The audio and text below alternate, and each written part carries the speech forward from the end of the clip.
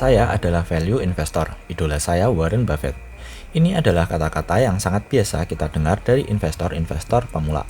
Warren Buffett adalah panutan semua investor, tapi sekarang status investor terhebat dunia sudah terganti pelan-pelan karena performa Warren Buffett yang dalam 10 tahun terakhir sudah tidak sehebat dulu.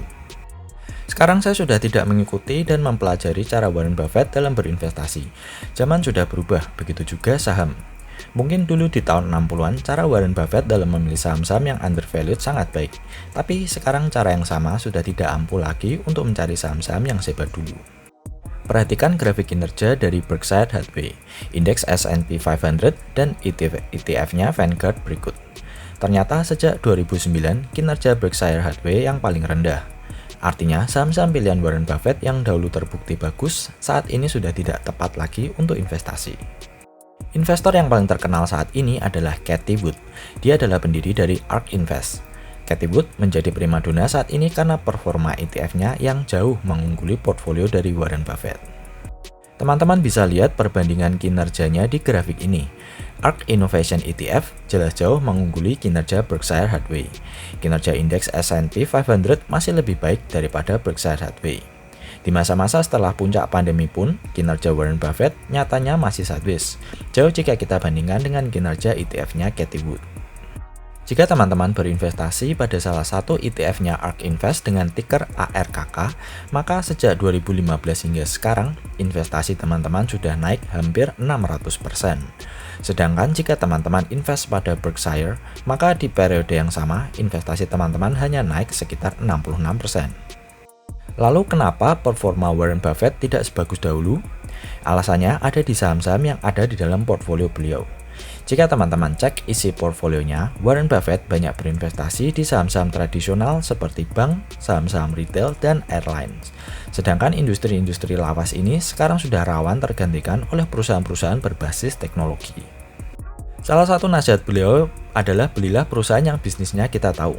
Beliau tidak mengerti teknologi, tapi akhirnya Warren Buffett membeli sahamnya Apple di tahun 2016 yang saat itu sudah bukan masuk dalam kategori saham undervalued. Bahkan Apple saat ini merupakan holding terbesar Berkshire Hathaway dengan porsi 47% sendiri. Saham-saham terbesar berikutnya adalah Bank of America dan Coca-Cola, kedua perusahaan yang bisnisnya sudah lambat.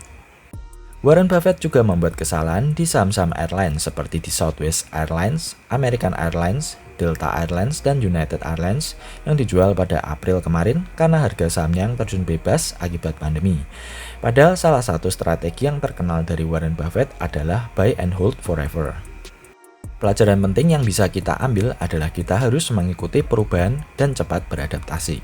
Hanya perubahan yang abadi di semesta ini, termasuk di pasar saham. Hanya dalam waktu beberapa tahun saja, ojek online telah menggantikan bisnis ojek tradisional yang sudah ada bertahun-tahun.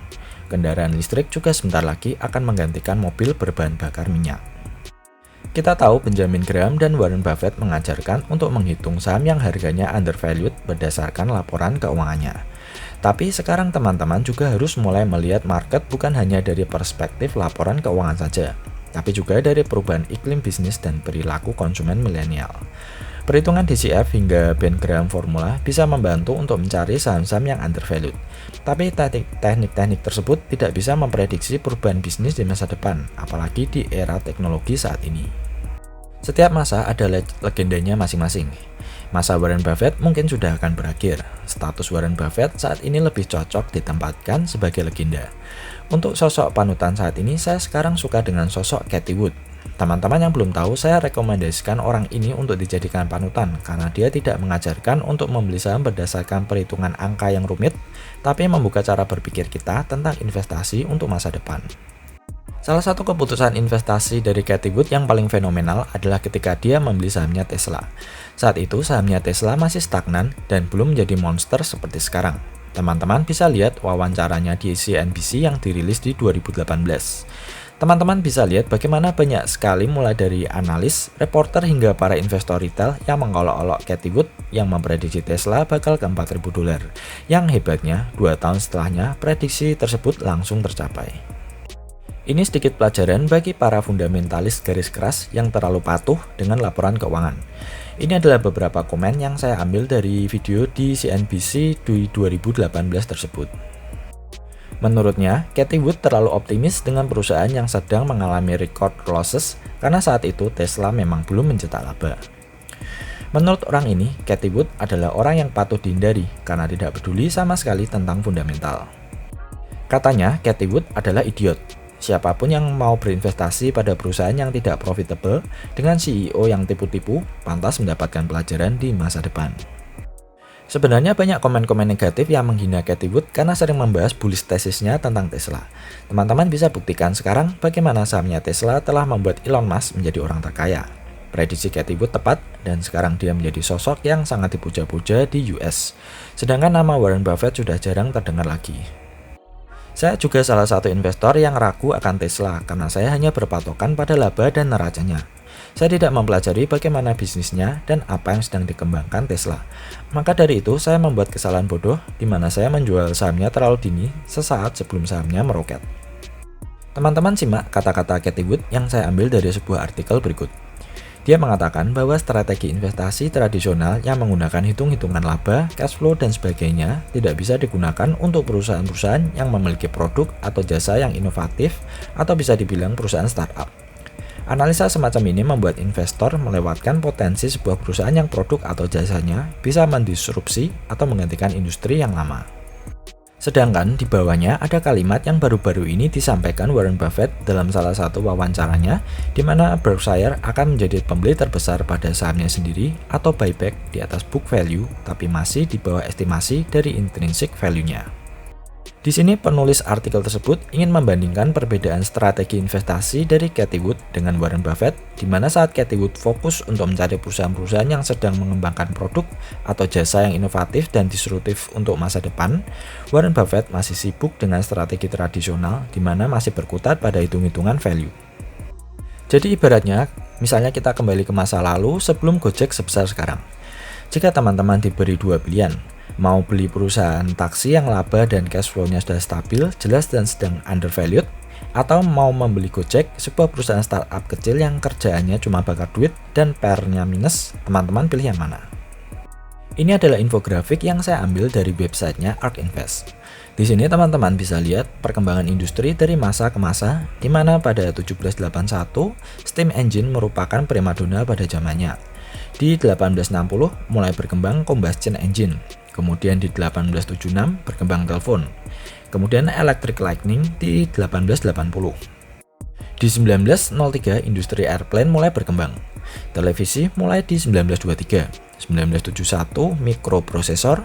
1977 mobile phone mulai dikembangkan. 1990 internet ditemukan. 2003 genomic sequencing ditemukan. Dan saat ini ada beberapa teknologi yang mulai berkembang. Di antaranya ada next generation internet, DNA sequencing, automation, energy storage, dan blockchain teknologi. Teman-teman juga bisa mulai invest pada perusahaan-perusahaan yang berada di dalam industri ini. Untuk saham-sahamnya yang bisa teman-teman beli, akan saya bahas di video lain. Teman-teman bisa kunjungi websitenya ARK Invest, di mana pada website tersebut, ARK Invest menyediakan ETF-ETF yang berfokus pada disruptive innovation. Disruptive innovation adalah inovasi-inovasi yang berpotensi menggantikan industri-industri tradisional. Saya kemarin baru saja membuat video tentang reksadana di Indonesia yang expense-nya tinggi. Nah, ETF-nya ARK Invest ini walaupun dikelola secara aktif, expense fee-nya masih jauh lebih rendah daripada kebanyakan reksadana di Indonesia. Sebagai contoh, salah satu ETF-nya yaitu ARKK yang berisi saham-saham seperti Tesla, Roku, Square hingga Spotify memiliki expense hanya 0,75%. Cathie Wood memiliki beberapa ETF yang bisa teman-teman beli, seperti ARKK yang berisi saham-saham yang disruptif, ARKQ yang berisi saham-saham di industri autonomous teknologi dan robotics, ARKW yang berisi saham-saham next generation internet termasuk Bitcoin, ARKG yang berfokus di genomic revolution, dan ARKF yang berisi saham-saham vintage yang inovatif. Dari isi ETF ini, teman-teman bisa melihat jika Cathie Wood benar-benar fokus ke masa depan dan sama sekali tidak menyentuh saham-saham dari industri-industri lama seperti consumer, bank, hingga oil and gas.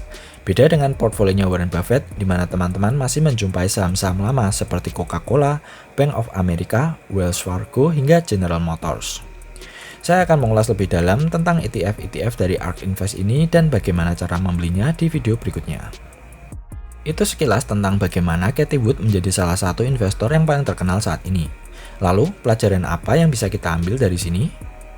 Sebaiknya teman-teman mulai pelan-pelan merubah paradigma berpikir mengenai bagaimana cara menganalisa saham. Hitung-hitungan intrinsic value yang rumit memang penting untuk dipelajari, tapi teman-teman mungkin saja membeli perusahaan yang bisnisnya sudah tidak memiliki prospek dan industrinya akan segera terganti, walaupun secara per PBV dan hitung-hitungan sudah sangat undervalued. Ingat, yang membuat saham diburu investor itu seringkali bukan karena harganya yang murah, tapi karena prospek masa depannya.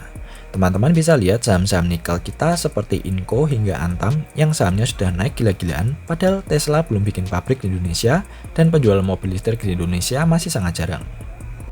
Warren Buffett adalah seorang investor terhebat pada zamannya.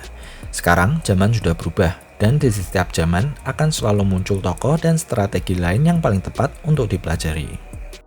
Oke, semoga video ini bisa kasih insight dan knowledge yang berguna bagi teman-teman, baik yang sudah lama maupun yang baru saja mulai berinvestasi saham agar semakin update. Jangan lupa bagikan video ini ke teman-teman agar channel ini bisa semakin berkembang dan subscribe untuk video-video berikutnya.